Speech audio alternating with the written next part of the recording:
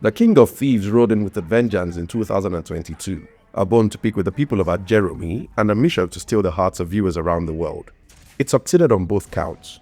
Now, 3 years later, with a sequel around the corner, this is the perfect time to revisit this world of betrayals, bloodline curses, gods, witches, and the vengeance that tore Ajeromy apart. Here's the story so far and a full breakdown of everything you need to remember about King of Thieves Agesinkole before diving into its sequel when it does arrive. The people of Ajeromy were simple people, peaceful, orderly, and famously allergic to vices. They despised wrongdoing so much that even petty stealing earned the death sentence. This was their way, and everybody knew better than to test it. When our story opens, Ajeromy is in high spirits, celebrating the coronation of a new king. To complete his rites, Adedimeji, played by Odunlade Adekola, must pay homage to the major spiritual factions that hold influence in his kingdom: the Ifa diviners, the witches, the wizards, the followers of Shango, the spiritual forces, and the masquerades. In return, each faction bows to him, acknowledging the legitimacy of his rule and the authority he now holds over all of them, individually and collectively. On their way back from the ceremony, a few jealous kings grumble about Adedimeji because, honestly, if you don't have enemies, you've not started. But their petty bad-mouthing isn't the real danger. That comes from the bushes, where a band of thieving bandits ambush them. The group is led by a mysterious figure with white eyes. They call him Agesinkole, the feared King of Thieves. His bandits have been terrorizing Ajeromy, looting reserves, kidnapping travelers, enslaving villagers, and this attack on the visiting kings is only but the latest episode of their daring exploits. Word of the attack reaches Adedimeji quickly. The moment he hears Agesinkole's name, he is forced into a trance where the two of them face off in a chilling vision. Agesinkole warns him that what Ajeromy has seen so far is only but child's play. If they're already running helter-skelter, they had better brace up, because the real Shaggi is on the way. The king wakes up from the trance rattled and runs to his wife's chambers for reasons we're not so sure about. Comfort or counsel? Who knows? But whatever speech he was going to make when he got there evaporates when he sees her sleeping with her legs propped up against the wall, like she's about to receive divine signal from somewhere.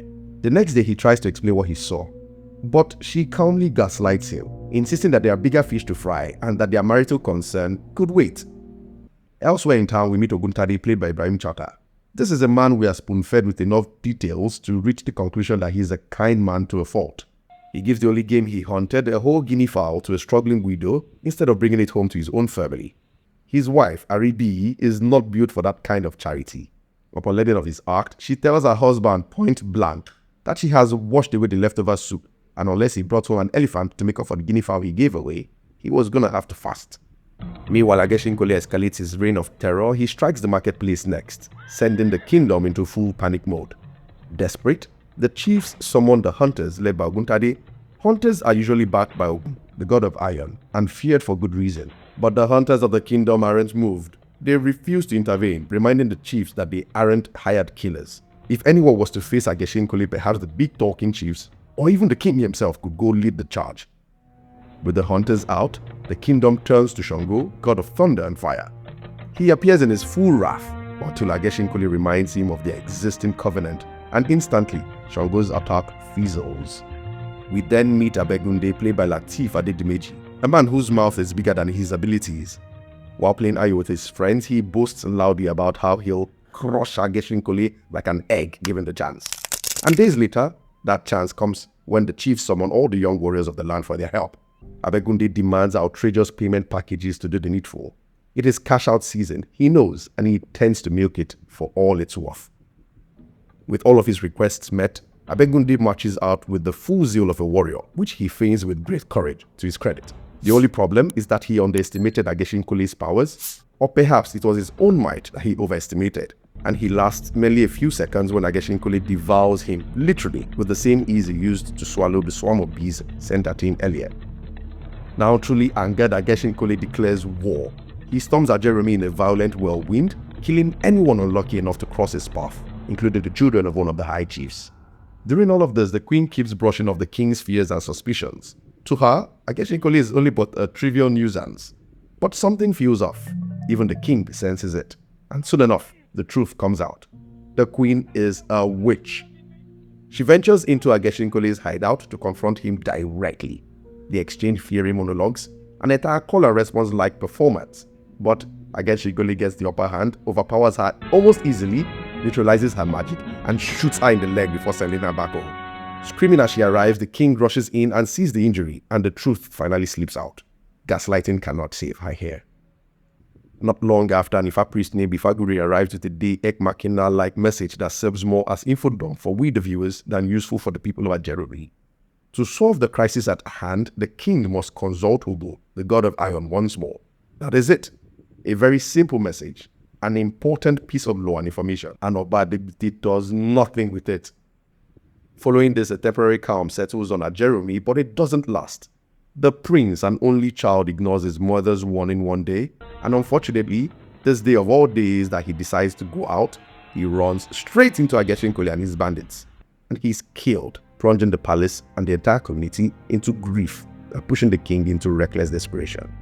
Consumed by rage, Oba Adekola storms the spiritual factions he respected at the start of his reign and insults them mercilessly for failing to save his son.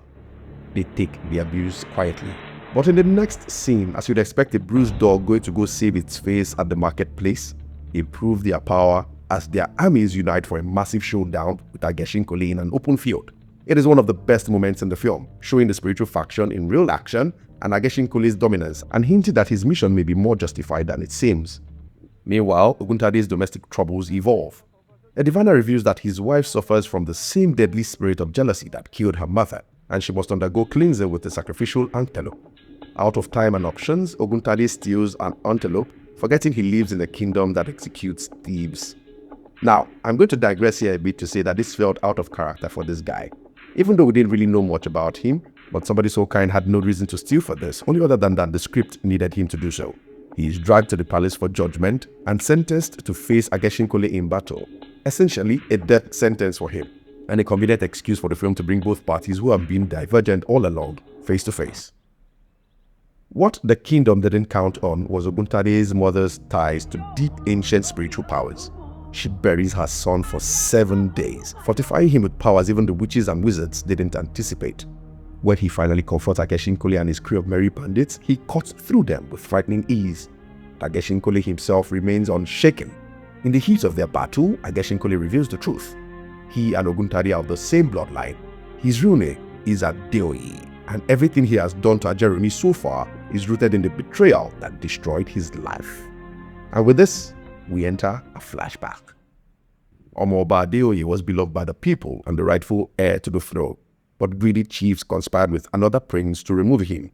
They tricked him into believing the gods had rejected him and convinced him to reenact the story of a legendary thief, this time stealing a fertile goat to earn the throne. Since Ajeromy hates thieves, this is a crisis of conscience for the prince, who wants to earn his throne but doesn't want to do something that the community and the land forbids. After propping for one of the chiefs whom he trusted wholeheartedly, well, let's just say he made a mistake. They set him up to be caught, they deny him in public, and even pass the death sentence themselves. His loyal friend, while attempting to bury him properly, gets killed as well, and their spirits reincarnated as Ajeromy and his right-hand man, returning with vengeance burning in their souls. Back in the present, Ajeromy confronts the king and his cabinet and reveals to all of them that he had been waiting for the descendant of the treacherous prince to ascend the throne so he could finally get his revenge, which is why Oba Adekola's reign has been so tumultuous. But no explanation is given for why this is only happening now, many generations later. Ajeromy goes on to make several proclamations. People who steal out of hunger should be fed, not killed. Those who steal out of greed should be judged with wisdom rather than outrightly kill them. And Ajeromy must keep his commandments, lest he returns. And considering a sequel is on its way, clearly somebody has broken at least one of these commandments. The film ends with its narrator in modern day, played by Shaggi, retelling the story at an art gallery to an audience of eager listeners. When his story ends, his eyes flicker too. It is the color of Ajeromy, and it hints at an intriguing possibility. Could the sequel be set in present day? That wouldn't be a stretch, and it will be exciting to see if the magic can be reimagined in a contemporary setting. What do you think? Let me know in the comments. Are you looking forward to the sequel coming soon? Let me know also in the comments. Like, share, subscribe, and as always, I'll see you in the next video.